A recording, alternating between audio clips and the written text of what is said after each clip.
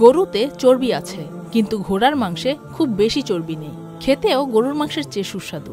খাওয়ার পর হাত ধুতে সাবান লাগে না। প্রতি কেজি ৩০০ টাকায় বিক্রি করা হয়। এভাবেই ঘোড়ার মাংস ভক্ষণের সুবিধা জানান দিচ্ছিলেন এক বিক্রেতা। এত সুবিধা থাকা সত্ত্বেও ঘোড়া জবাই ও মাংস বিক্রি নিষিদ্ধ করা হয়েছে গাজীপুরের হায়দারবাদ এলাকায়।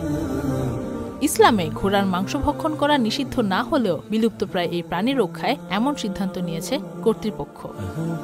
ঘোড়ার মাংসের কেজির মূল্য কম বলে যারা আশঙ্কা করছেন যে অসাধু ব্যবসায়ীরা গরুর মাংসের সাথে ঘোড়ার মাংস মিশিয়ে বিক্রি করতে পারে, তারা ঘোড়ার মাংস ও গরুর মাংস চেনার জন্য কিছু সাধারণ বৈশিষ্ট্যের দিকে লক্ষ্য রাখতে পারে।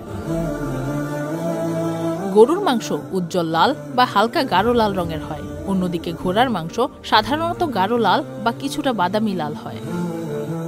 গরুর মাংসের চর্বি সাধারণত সাদা বা ক্রিম রঙের হয়, ঘোড়ার মাংসের চর্বি বেশিরভাগ সময় হলদেটে হয়। গরুর মাংসের আঁশ বা ফাইবার্স সাধারণত ঘন এবং সুস্পষ্ট থাকে, ঘোড়ার মাংসের আঁশ তুলনামূলকভাবে নরম ও কম স্পষ্ট হয়। গরুর মাংসের স্বাদ ও গন্ধ আমাদের সবারই পরিচিত, অন্যদিকে ঘোড়ার মাংসের স্বাদ কিছুটা মিষ্টি হয় এবং গন্ধে সামান্য পার্থক্য থাকে।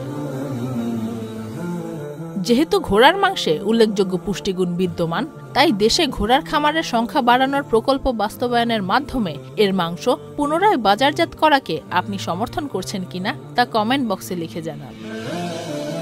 Faria Ahmed Khan, channel I.